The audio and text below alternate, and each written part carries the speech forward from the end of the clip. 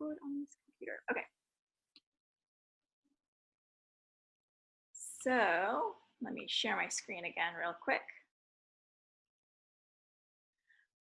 So your typography assignment this week is to play around with typography for your business name, right?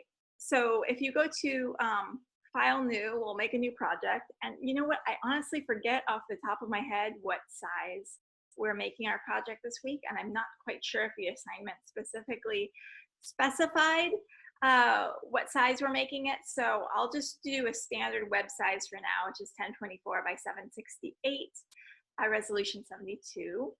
And that's pixels.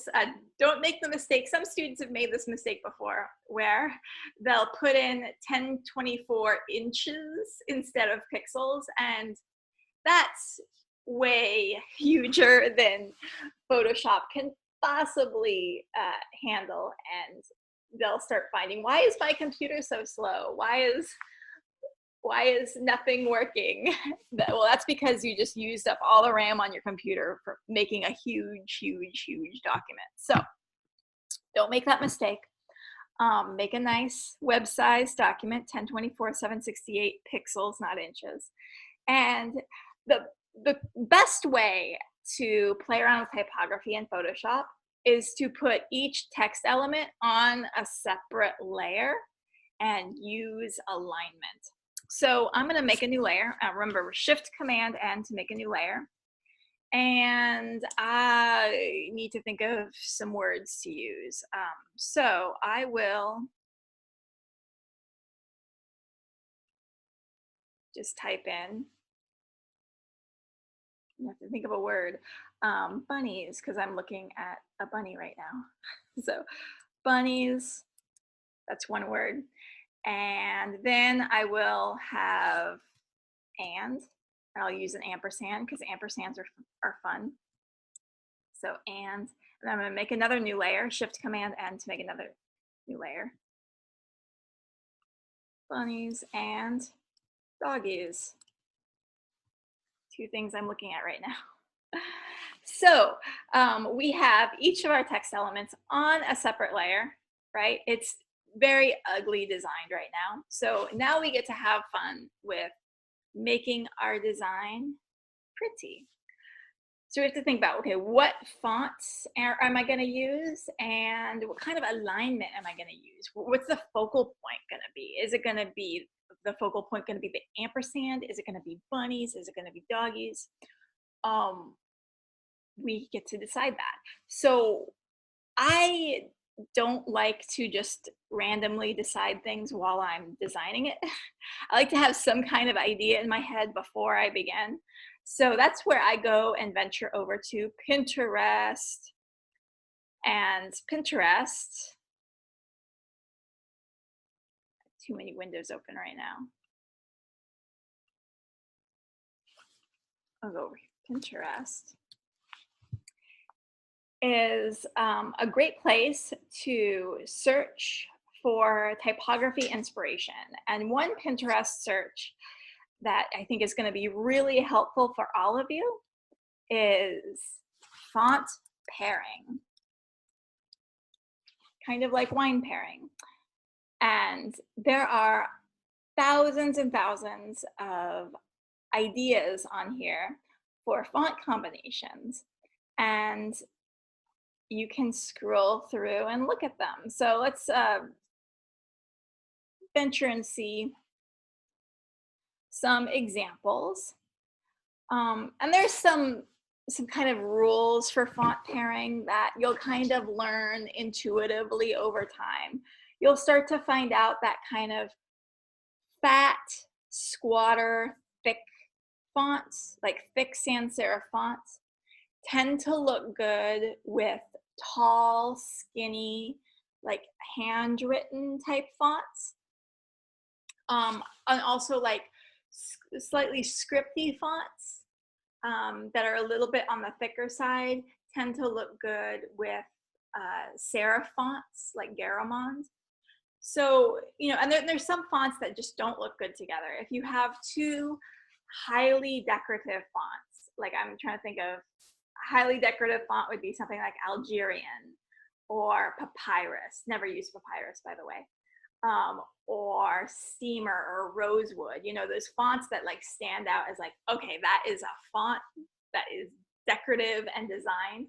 If you put two highly decorative fonts together, it's gonna not look good. So don't make that mistake.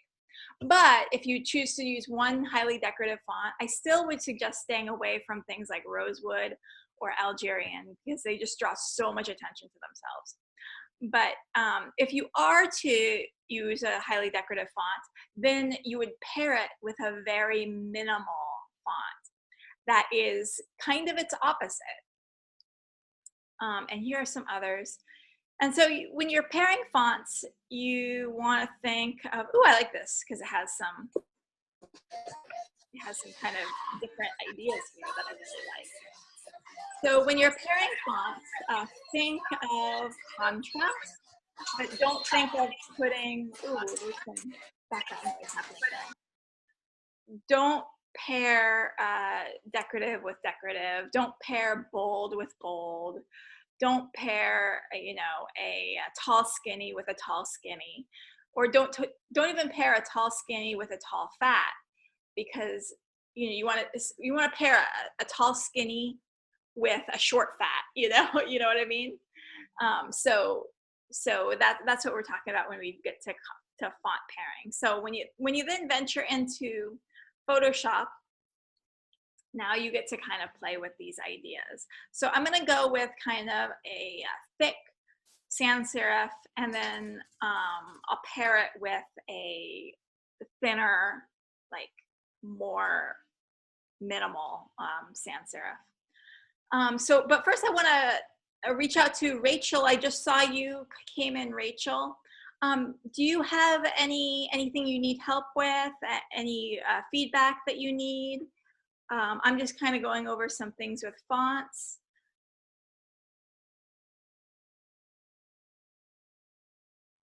Okay, because I want to make sure if anyone comes in here and they have some questions and they're working on an assignment and they're stuck on something and they need help right away, I am, by all means willing to jump in and have you share your screen and help you with whatever issue you're having.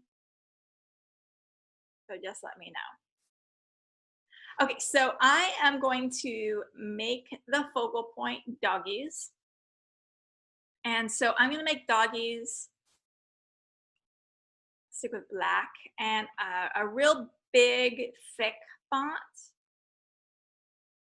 And it would be helpful if I could actually scroll through and see all the fonts as I scroll through them. So I'm going to move this window over here, like so.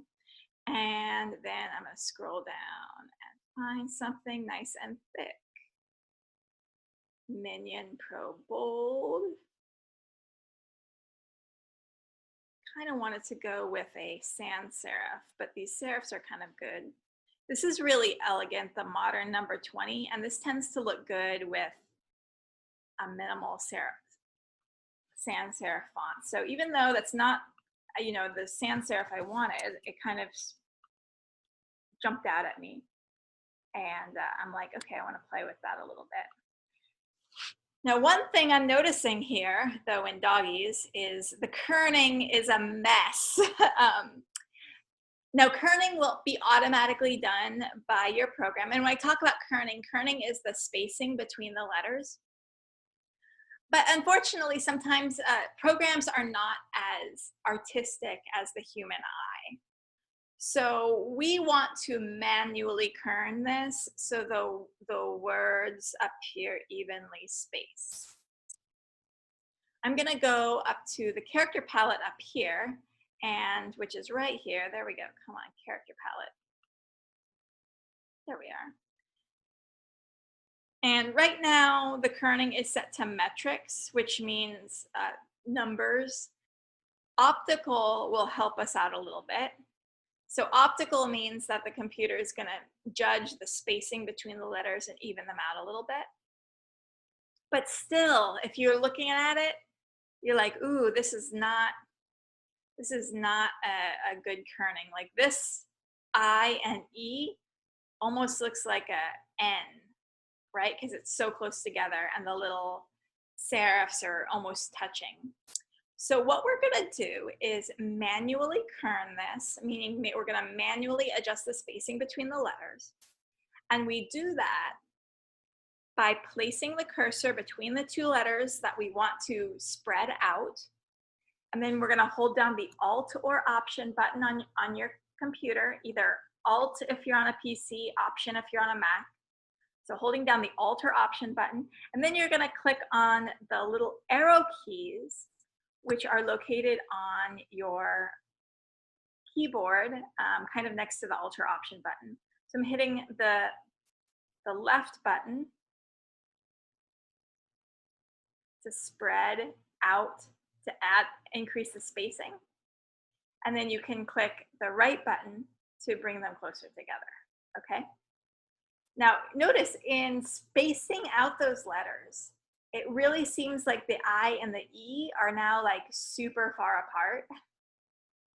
So to even out the spacing, we're gonna add spaces between, and these two can be closer together, I think. But we're gonna add spaces between the other letters. And what we're trying to do is create the illusion of even space between the letters, even negative space. And you can kind of cross your eyes and look at it cross-eyed to help kind of judge that spacing. And you are also welcome to do something really creative if you want, and do something like this where you like completely overlap the two, and it's like a artistic choice, I guess you could say. So you can do like, that's almost like a interesting logo design, but I'm gonna play it straight and do something like this. And now that ampersand, we can certainly have fun with it. We can do a thing where I'm gonna use the Move tool, Command T, hold down the Shift button. You know, we can do a thing where like the ampersand is huge and like behind everything. Or we could do a thing where the ampersand is smaller and in the background. I'm just gonna put it there for now and just see what happens. I'm not thrilled with how the red though is so red.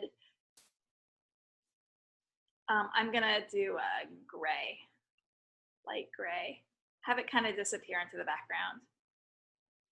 And I'm probably not cool with that font, so I'm gonna eventually change that ampersand font to whatever I use for bunnies. So now bunnies, something that you can also do for contrast is upper and lowercase. So I have doggies in all uppercase. I can have bunnies in all lowercase, and it's like a choice, right, for contrast. Now, we have this elegant serif font that's very modern looking. It has very thick vertical lines and kind of thinner horizontal lines, and a lot of contrast between the two. So using a sans serif font that is kind of real thin, I'm kind of thinking Helvetica.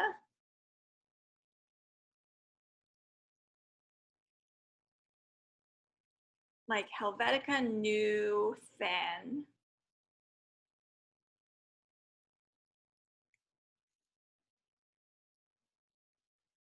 That's kind of cool too, that Mincho. Even though the Mincho is kind of a serif as well, it kind of works. But if we want to go for something a little bit different, we can do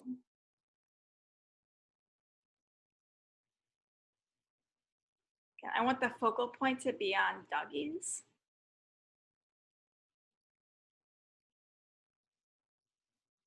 A scripty font like Zapfino would work as well.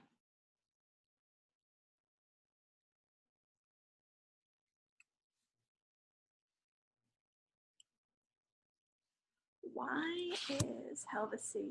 Okay, there we go. Helvetica Light. Then there is Helvetica New Light, which is a little bit more contemporary looking. Helvetica New Regular, Helvetica New Italic,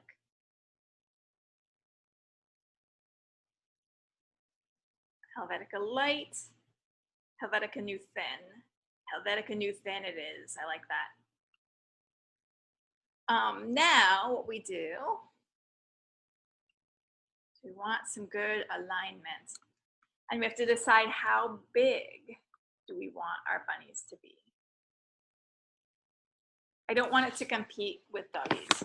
So I'm gonna keep bunnies either black or gray.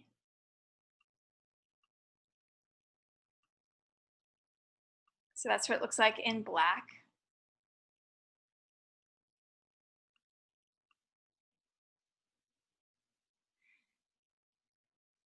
And I think I'm gonna keep it in black for now. I have an idea for something I wanna do. And then the ampersand, I'm gonna change it to the same font, Helvetica New Light.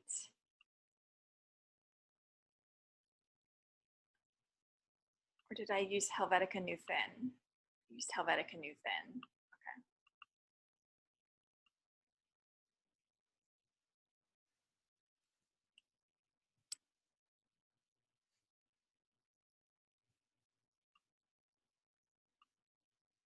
Okay, now I'm gonna play with alignment. So on Photoshop, you have this ruler on the top and bottom.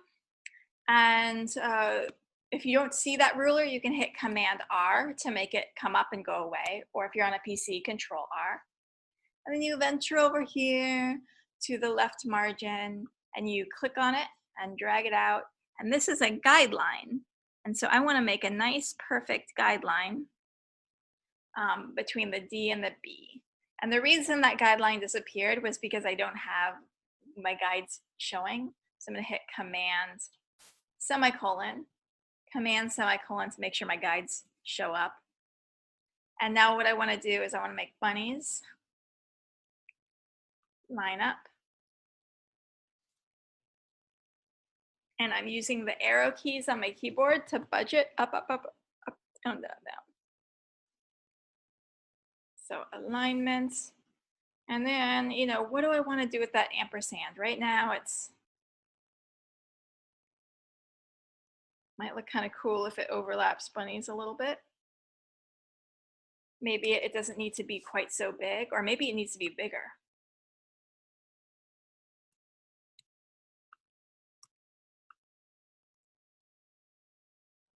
I kind of like that.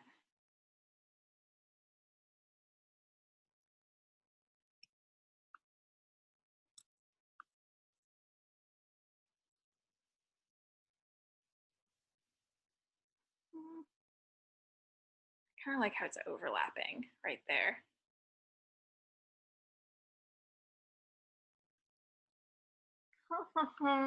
Decisions, decisions. But I like seeing it. I like the idea that then we can do something fun with it. Like we could put little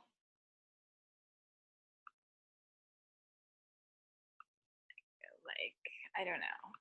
Like I want to draw like whiskers on it. Put little ears.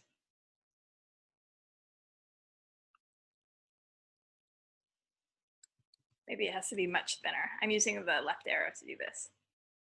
I mean, do something like really dumb, like this.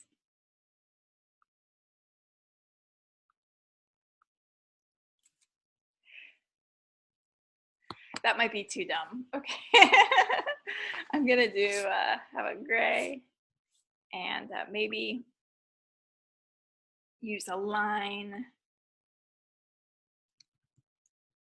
And we'll just do like, that's too thick.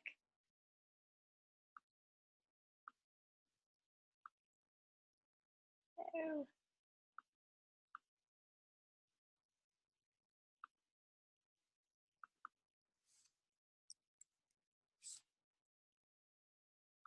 Just want to like put whiskers in this.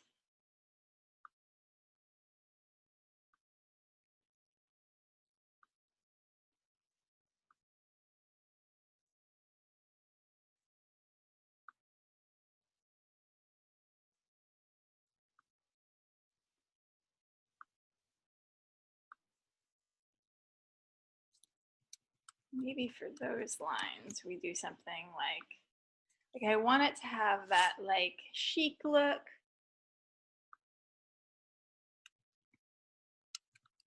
But also like kind of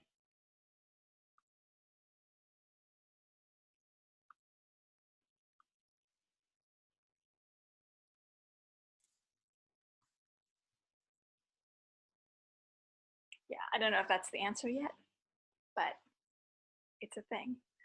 So yeah, so some things that we are doing here is putting all of our text elements on separate layers so that we can easily move things around and manipulate them independently. And then you can start doing like some interesting like Photoshop-y stuff on top of this if you want. And by the way, if you have any questions about anything that I'm just demonstrating, feel free to raise your hand, shout out. Or if you want me to demonstrate something specific, let me know. And now what I'm going to do is place a texture over this. And you can find on Google, just do a Google search for textures, and you can find so many things. So to bring a texture into Photoshop, I'm just going to go File, Place Embedded.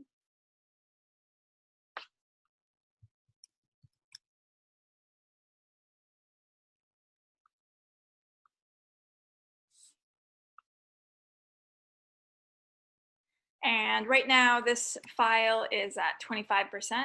So as long as I hold down the Shift button, I can increase its size to all the way up to 100 without it being pixelated and gross. And then with this texture, I can go and put it on like a blending mode such as hard light. And it gives it kind of an interesting look. And right now that texture is looking a little bit too dark. So hard light, when we reduce the opacity, gives it kind of, it's like a texture. It's like there, but it's not overpowering. And you can do something else, which is kind of cool, which is, making a new layer. And you can paint a little vignette. So I'm just getting my paintbrush out, reducing my hardness all the way down. And then I'm making a big, big brush, and I'm just kind of going like this. I'm just kind of darkening the corners. And right now it's a little bit too much.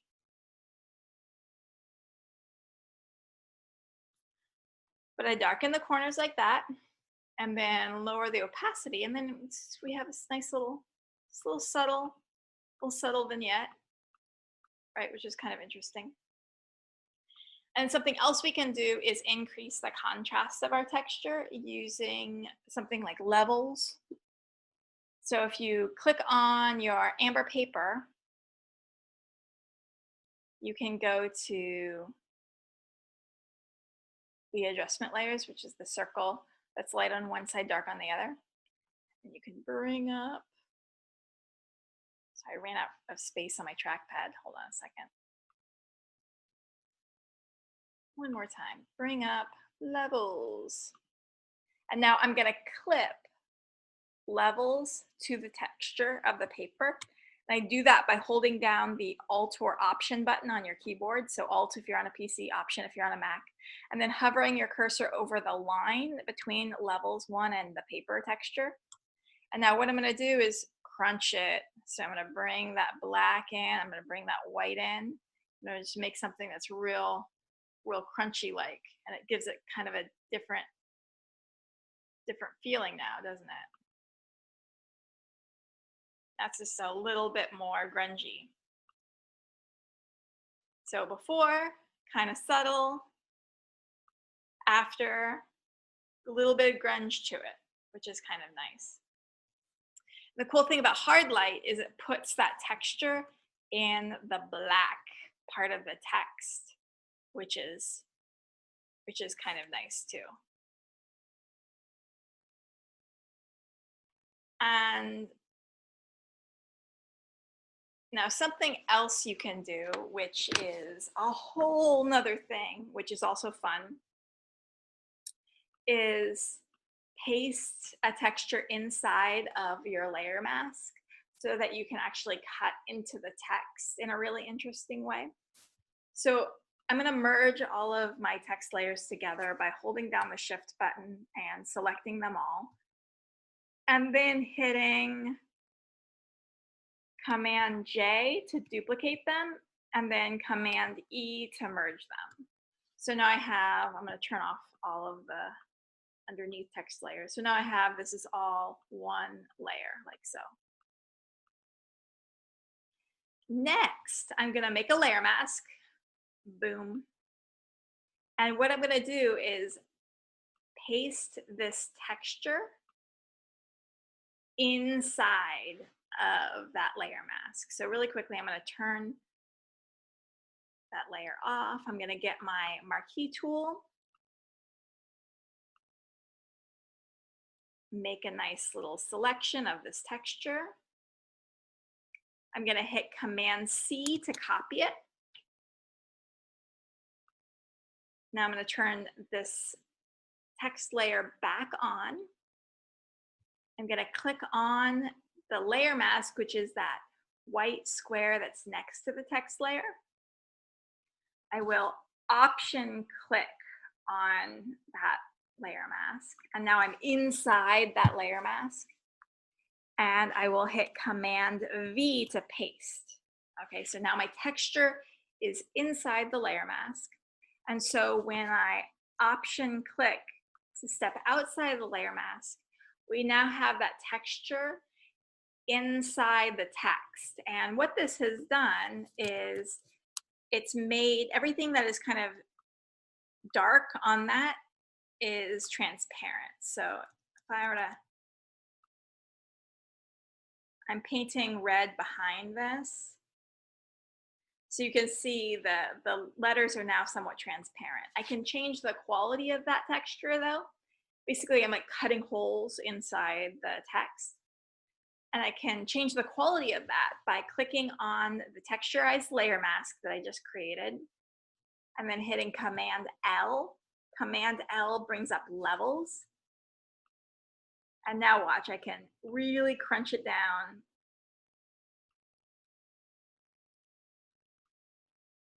So I want it to be dark and bold, but I also want it to have holes in it. Let's turn off this. And so now this is kind of like this grungy, kind of textural text look, which I think is kind of cool. And as you can see here, when I add red, everything that is white on that text is transparent. So you can see through it. So that's like how it would look on a red shirt if you imagine that. And so it can also kind of look cool if you have like the texture. And you know, you're doing something kind of grungy like that, that can kind of look cool.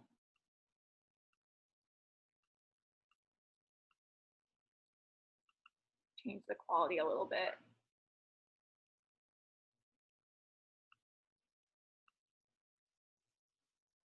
And then the final thing you get to do is just kind of play around with color. And for me, I'm a big hue saturation fan. If you go down to the bottom of your layer panel and click on the circle that's light on one side, dark on the other, you can click on hue saturation, and then you can click colorize, and you can see now what this would look like in different color schemes. Pretty cool, right?